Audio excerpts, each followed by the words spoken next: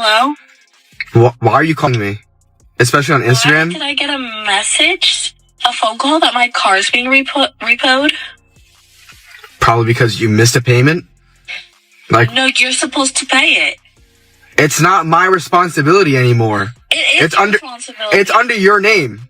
That doesn't matter. It's always been your responsibility. No, ever since you cheated on me, no, it hasn't. Yes, it does. What is your problem? It's always going to be your responsibility. It's under your name. It's under your name. That's not my responsibility. No, I did it out of the kindness of my heart. You would be taking But ever since, no. Ever since you cheated on me. To take care of things. This is your responsibility. Take responsibility. How about you take responsibility? You sound insane for... I'm taking you to court. You should have paid my car. Well, they're not going to do anything because it's under your name. No, you're stupid. I did it because I made enough money. What is your problem? So leeching off of me. No, we're getting a divorce. Come on. Hello? Yeah, Jenna's my wife. What's up? Who is this? Yeah. How'd you get my number?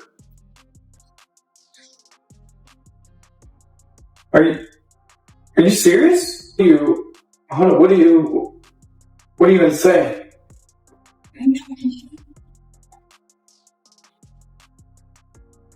She told you yesterday? Who are you talking to? So,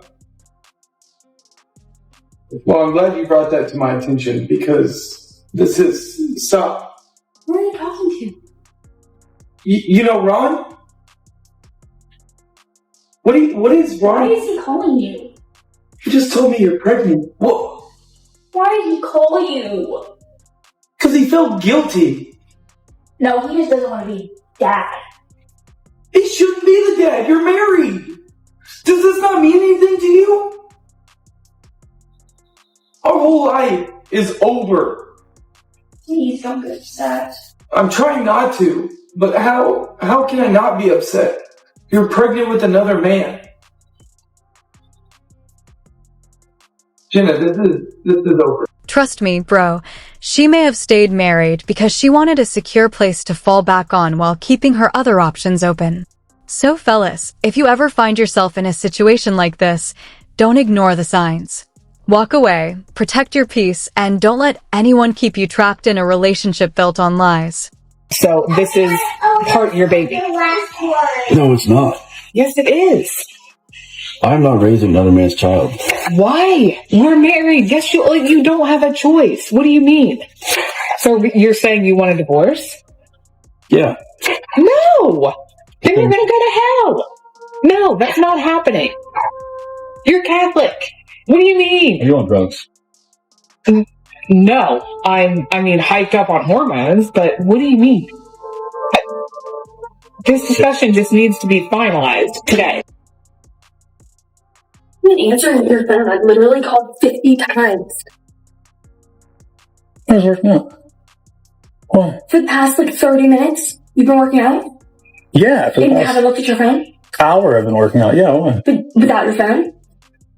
I mean, it was playing music. Why? What's wrong? I was at the grocery store and my card will not work. I literally had so many groceries because I'm supposed to go out of town and I need groceries. And your card stopped working? My card would not work. I couldn't get the groceries. Do you know why your card stopped working to get the groceries? No, that's why I was calling. Do you have any ideas as to why your card wouldn't work anymore? Do you have anything you'd be interested in telling me? About my card? About just anything, like... Why are you recording? I was recording a workout. You were recording your workout, but you weren't answering my phone. Yeah. That's probably why I didn't hear it ring, so I was recording a workout. So is there anything you think that, like, you would want to talk about as to why your card wouldn't work? Asking? No, why is my card working? Do you know something? I know you're cheating on me. No, I know you've been cheating on me. No. Baby, hey, do you remember that guy that we got in an argument about, like, a couple weeks ago? Well, What about him? well, he's, like, asking me and texting me. He's, like, really struggling right now. Okay. What? And why are you texting him? Well, I mean, he's like my friend still. Like, even though we kissed and stuff, to stay. Good. His family kicked him out, and I do not care. I wanted to see if he could sleep on our couch. Are you Jasmine, get the fuck out of my face right now. You cheated on me with this guy. He can't? Like, we have a free couch. Get the fuck out before I throw this water at you. We have a free couch, though, like... Okay, you're playing with me. You're gonna get the police call, cause... I've got one piece of advice for you, bro. If she chose another man, let her go and deal with the consequences of that choice. Sometimes, people don't understand what they had until they lose it. Wait, Venus! Wait! Stop! Don't get the blood kill! Stop it! No! Get off my fucking car! Get off the car! He didn't be parked right here for no 5 fucking minutes! What you doing, dude? You want to call the police for what? What you doing? For 5 minutes?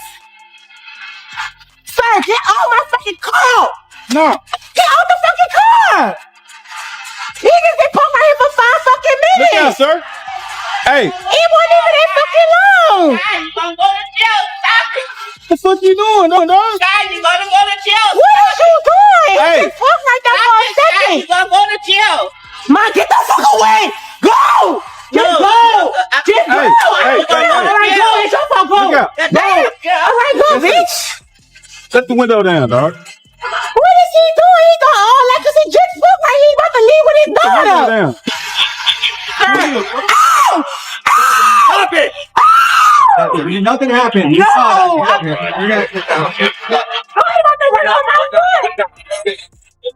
Oh, he did run on my foot. Let me put him on the ground! It's crazy how some people refuse to take responsibility when their choices come back to them. Instead of accepting the consequences, they try to change the story so they look like the victim. In this situation, she knew she had responsibilities and knew there would be consequences if she failed to handle them. But instead of accepting that reality, she tried to make things work in her favor. Now, she's learning the hard way that actions have consequences. Yeah, I can fix your room. No, I'm a chair. I can't fix that area. Go ahead and slide your feet that way. Okay. I'm going to conduct a criminal investigation for DUI. Okay? And since you were seen driving a vehicle, I want to make sure that you're okay. I am absolutely. Okay, so what we're going to do? So what we're going to do? Yeah. So what we're going to do? We're going to take them off, and then we're going to do some what's called field sobriety tasks. There's a nice white line over there. That works. Come on out, young lady. How about right here? So I'm going to do some field sobriety tasks on you. Make sure you're okay. Should I Is that okay with you? What's that? Should I have my attorney? Has nothing to do with an attorney. I don't feel comfortable without my attorney present. Okay, so you don't want to do the test that I've asked of you? No. Okay. So here's what I'm going to do. Go ahead and turn around. Okay. At this point, you are going to be placed. At this point, you are going to be placed under arrest. Yes, ma'am. I will be gentle. I'm always gentle. I'm always gentle. All right. Thank you. I'm always gentle. We're here to help you. I know you are. See. Who wasn't? My boss. My boss is super nice. You're surprised. You're being surprised. Okay. Oh my God! Hold on. Stop. My shit's flying out. I don't need to know anything about your stuff being out. Oh, you okay? No, he tricked me. What the? Yeah, walk pretty well. No, he tricked me. What the? What? You were being so nice to me, and now you're yelling at me. I am. I'm being super nice to you. You said, hey, I don't need for your stuff to be hanging out. I know. I'll fix your top, okay? Thank you. There you go. All right. It all started with a serious report that brought police officers to the area. The officers had received information about a possible hit and run and began looking for the person believed to be involved. After following up on the information, they eventually tracked down the woman at her home. When the officers approached her, they began asking questions about what had happened. At first, the interaction appeared relatively calm. The officers weren't rushing the situation. They were simply trying to understand what had happened and determine whether she had been involved. However, as the conversation continued, the officers started noticing some unusual behavior. Something about the way she was acting raised concerns. Based on what they observed, the officer explained that he was going to conduct a DUI investigation. Since she had reportedly been seen driving a vehicle, the officers wanted to make sure she was okay and determine whether alcohol or another substance could have affected her ability to drive. The officer calmly explained what he wanted her to do. She would be asked to complete several field sobriety exercises. At first, she seemed to be listening, but then she started questioning the process. She asked whether she should have her attorney present. The officer explained that he was not discussing an attorney at that moment. He was simply asking her to participate in the field sobriety tests. She then said she didn't feel comfortable doing anything without her attorney. The officer asked her directly whether she was refusing the tests. She said yes. That simple answer changed the direction of the entire encounter. The officer told her to turn around because she was going to be placed under arrest. The woman seemed surprised. It appeared that she didn't expect the situation to move so quickly from a conversation to an arrest. But the officers were no longer simply investigating. They were now taking her into custody. As they began putting the handcuffs on her, she continued talking. She questioned what the officers were doing and complained about the way the situation was unfolding. She seemed especially confused because the officer had been calm and friendly with her earlier. "You were being so nice to me, and now you're yelling at me." The officer continued trying to remain professional. He wasn't interested in arguing.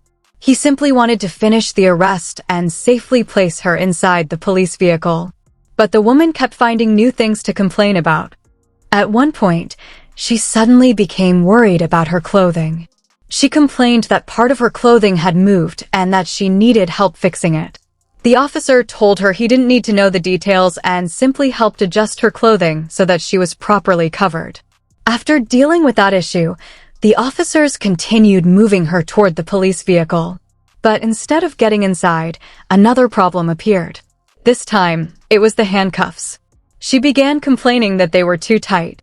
She repeatedly showed the officers her hands and pointed out that she could still move her fingers.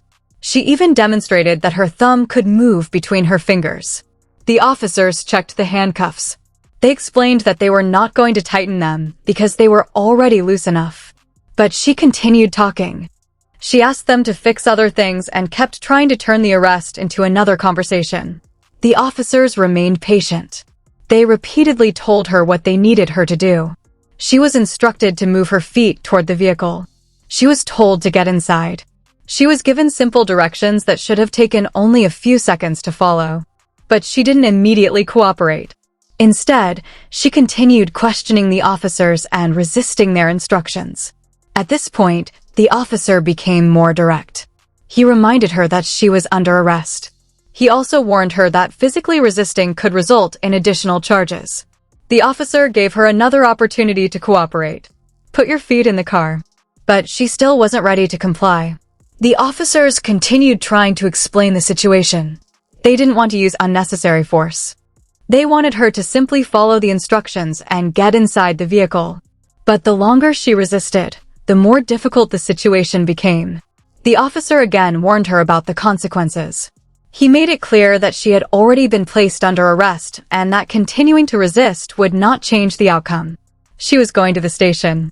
Eventually, after repeated instructions and considerable effort, the officers managed to escort her into the police vehicle. What should have been a relatively straightforward arrest had turned into a prolonged struggle. Once she was inside the vehicle, the officers transported her to the station. At the station, the situation finally moved into the booking process. She was booked on charges that included DUI and resisting without violence. And that's where the entire situation came full circle. The officers had originally arrived because of a reported hit and run. During their investigation, they became concerned about possible impairment. They attempted to conduct field sobriety tests. She refused. She was then placed under arrest. After that, instead of calmly accepting the arrest, she continued arguing about the handcuffs, her clothing, the officers' behavior, and their instructions. She was repeatedly given opportunities to cooperate. The officers checked her handcuffs when she complained. They helped her fix her clothing. They explained what was happening. They warned her about resisting. And they repeatedly told her exactly what they wanted her to do. But she continued pushing back. At one point, she seemed to believe that because the officers were being friendly with her, she could somehow keep controlling the conversation. But being polite doesn't mean an officer isn't going to make an arrest when they believe they have legal grounds to do so. The moment she refused the sobriety tests and was told she was under arrest, the situation had fundamentally changed. From there, arguing wasn't going to make the arrest disappear. Complaining about the handcuffs wasn't going to make the officers release her. Refusing to get into the vehicle wasn't going to stop the process. And repeatedly questioning the officers wasn't going to change the fact that she was already being taken into custody. Eventually, the officers had no choice but to physically escort her into the vehicle. The entire encounter became much longer and more complicated than it needed to be. And that's probably the biggest takeaway from this situation. When you're dealing with police, especially during an investigation or arrest, trying to control the interaction through constant arguments and resistance can make things worse. The officers had already made their decision. She was under arrest. The only thing she could really control at that point was how she responded. Instead of making the process easier, she continued challenging almost every instruction. And by the end of it, she wasn't walking away from the situation. She was being transported to the station. What began as officers investigating a hit-and-run ultimately ended with her facing DUI and resisting charges. Whether she thought she could talk her way out of it, manipulate the situation, or simply delay what was happening, none of it changed the outcome. The officers stayed with the process, completed the arrest, and took her to the station. Sometimes, the hardest thing to accept is that you no longer control the situation. And in this case, the more she tried to fight that reality, the longer and more complicated the night became.